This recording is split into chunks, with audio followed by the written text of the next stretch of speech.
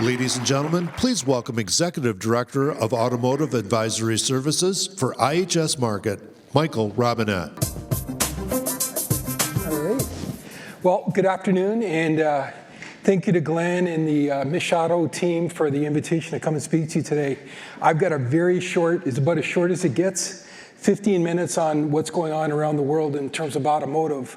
But I really want to talk about, as the slide outlines, what's going on with disruption. And we're in the middle of all this coronavirus.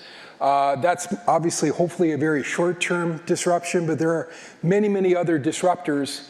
Some have been talked about earlier today, and hopefully we'll take you through that. So, real quick, what do we do? So, many of you in the crowd should know about IHS Markit. We are providers of vehicle forecast, component, powertrain, electrification, and we do an awful lot of work in autonomy as well as mobility. I'm with the advisory team, so we're doing a lot of work with suppliers, OEMs, to help them really better understand what's going on in this space. So, and again, we've got a number of slides for you today, but I think what's really important is vehicle manufacturers and suppliers look for two different aspects when they take a look at growth. One is, what's going to be growth in content? And a lot of today's discussion has been surrounding what's going on with autonomous content, what's going on with electrification content, and of course, all the data monetization and all of that all the way around it. And then there's going to be volume. You know, some OEMs are always looking for volume. Where can I drive more volume? Where am I going to have to establish new dealer networks and the like? And this slide really goes to show you that despite all the issues in China for the last couple of years, that's really the region with the greatest amount of promise from a volume perspective. But again, from a content perspective, it's a little bit of a different story. There's Europe, there's North America, there is China. And again, as the world becomes a little bit of a smaller place with respect to homologation, these are all going to be critical issues. It was funny, Brian from Argo AI was just up here talking about partnerships and the fact that their business model was really structured for OEMs to invest, multiple OEMs if possible. And that's exactly what's happened. So this is a slide really outlining a lot of those partnerships, not certainly every one of them, but at least the major ones for the major players. And what you're quickly finding is that our business has long been driven on scale. And that mantra continues today. So when you're designing new electrification structures or new autonomous structures, level 2 or level 3, it's a lot easier to afford them if your divisor or the number you're dividing it by is an awful lot bigger than your competitor. Therefore, your fixed costs per vehicle are a lot less. You can spread those costs over more and more vehicles. And that's exactly what's happening here today. So you've got a number of OEMs that have all basically said, I can't do this alone. I shouldn't do this alone, and I don't want to accept all the risk of doing this alone. And I've got too many things to invest in. What do I do with electrification? Do I go mild, or do I go all the way to BEV? Do I set up a battery plant, or do I buy it? What do I do in terms of the software? And then you move over to the autonomous side. Do I work with suppliers to arm me with everything, or do I have some level of differentiation inside? These are all tremendously huge issues, and from a perspective of competitiveness, really is going to determine the winners and losers going forward. So vehicle manufacturers have had to really find ways to work together to really find a way to be competitive in these spaces. And you can see some of these smaller players, as we go forward, some of these smaller players are going to have difficulties competing. And that is just going to be, and even the larger players that we know are not well structured or maybe aren't ready for some of this change, they're having issues as well. I'm just going to quickly build this. This is, there are some suppliers in the audience that are building components. So you really want to know what your volumes are going to be. And obviously we had the GM strike, which impacted us in the fourth quarter of last year. There's going to be some rebound of a little bit of that volume in the first quarter. But obviously some of the issues that we're facing with coronavirus and also some of the OEM level issues with either a Volkswagen or a Nissan are starting to slow the market a little bit. We're looking for about 16.5 million units this year. It should have been a little taller than that. But again, what's going to happen with some of the restructuring at the OEMs, as well as what some of these extraneous impacts like the coronavirus could really hamper sales and also therefore production for this year. Longer term, we are looking for a couple of initiatives. First of all, sport utilities or crossovers are still going to be close to 50% of the market, but the growth is slowing. We're already starting to hear dealers say, hey, what happened to those sedans? You knew this was going to happen, as sure as death and taxes is going to happen, and it's starting to happen. So yes, there is going to be continued growth in crossovers. What you are going to find is that crossovers will more and more come in. Sedans will find their way out, but not all of them. And again, the smarter OEMs will know that they're going to need some of those vehicles. Pickup trucks probably have leveled out for now in terms of share of the market. But that doesn't mean from a content perspective, manufacturers aren't looking for those vehicles to continue to carry a strong load or a large burden from a profitability perspective. And then there's exports. And what's interesting is that 5 years ago, we were expecting stronger exports. Despite a somewhat strong US dollar, the peso was in a good position. We had a lot of trade agreements that we thought were going to set us up for exports. But obviously with some of the trade initiatives and as well as some of the actions we've had lately, OEMs and other countries have rethought a lot of that. And therefore, possibilities of being sort of the new exporter for the world, especially from Mexico, not necessarily have died, but certainly have been scaled back significantly. So along the way, there's a lot of talk about electrification.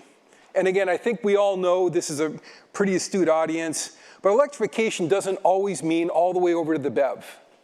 Depends on the OEM, but certainly it doesn't always mean that it's just a BEV without an engine. In fact, we feel that most of growth is going to occur in hybridization, whether it be in mild hybrid or in some situations in Europe with PHEVs or potentially in other markets with full hybrids. That's where most of the growth is going. And in fact, we're telling our clients, be relevant through the journey, that journey through the internal combustion engine focused vehicle, through the hybridization, eventually getting to the BEV. What we're showing here is interesting, and we'll back it up with another slide behind this, but North America is quickly becoming a little bit more of an outpost. We were an outpost 25 or 30 years ago. From a perspective of the size of our engines, our level of efficiency, our emissions and such, we're certainly not on par with the Europeans, the Japanese, the Koreans. And so as the world has grown and we've had some level of homologation with respect to, or harmonization with respect to emission standards, we were starting to move closer. And it started becoming more and more of a global market where we could export vehicles, we could import vehicles, and there was a lot more ability to trade.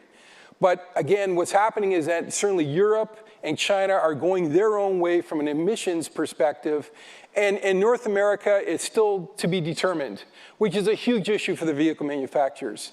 One OEM told me, listen, we don't care if it goes up 10% a year. At least tell us what it is so we can design to it. But when you don't know, that adds a lot of cost and a lot of risk into the enterprise. This is not a slide telling you that vehicle production, powertrain production is going down. This is a slide showing you the fact that we're going to be developing fewer engines in the future.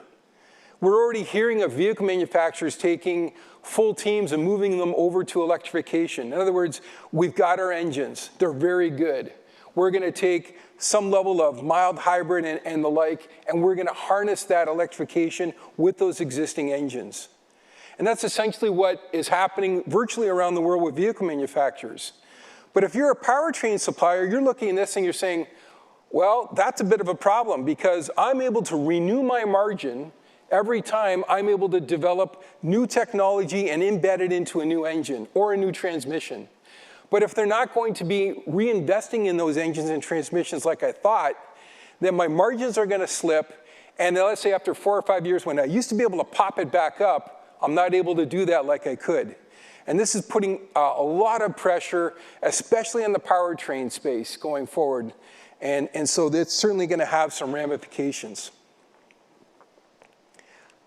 Oh, I'm just going to go backwards here. You can see we've circled level 2 and level 3. And the pervading wisdom, at least through the supply base and with many OEMs, and despite a lot of the discussions we just had about autonomous vehicles, look for the volume. The volume is going to be in well-executed level 2 and level 3 through this decade. That's where the volume is, and that's where the differentiation is going to be. Yes, there's going to be level 4 and level 5 driverless vehicles or very, very sort of conditioned driver interaction in terms of level 4. But really where the rubber is going to meet the road, not only in North America, but certainly in other regions, is going to be in level 2 and level 3. And that's where you're hearing more and more OEMs and suppliers ratchet back some of their expectations on 4 and 5 and devoting more of their focus on 2 and 3, knowing that the technologies that they develop in level 2 and level 3 are eventually going to help them as we move into greater levels towards the end of this decade and into the next decade. So let's talk very quickly about some of the forces that are underway. The vehicle on the left is basically most of the vehicles out in the parking lot today. You've got internal combustion engine, not really packaged for electrification. The platform in the middle is virtually the platform that's under development by virtually every OEM right now. We're developing platforms with battery packaging and e-motor packaging and charging technology and inverter technology integrated into the platform. We need to integrate that in. And then on the far right is the BEV.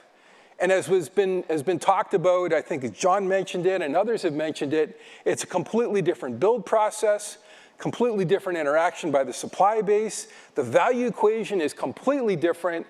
So again, these are one of the many disruptors that the industry is looking at and trying to grapple with. So what are some of those issues that the industry is dealing with? Well, we talked about trade. We talked about coronavirus. That certainly is one that's traditional. How quickly are we going to electrify and how are we going to do it? And again, a lot of discussion about not a matter of if, but when.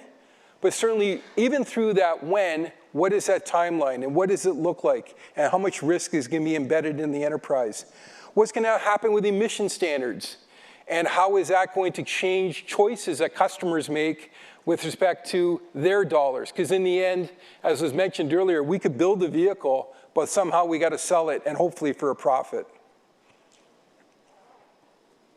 So what are some of the issues that suppliers are dealing with? So I truly feel, and again, we got to be careful not to get too grandiose, but we're dealing with a lot of especially mid-size and sort of larger mid-size suppliers. So suppliers in revenue spaces between, let's say, 100 million up to maybe 2 to 3 billion. And interesting, you probably think, well, those are big enterprises. In the supply base, that actually is a mid-sized supplier.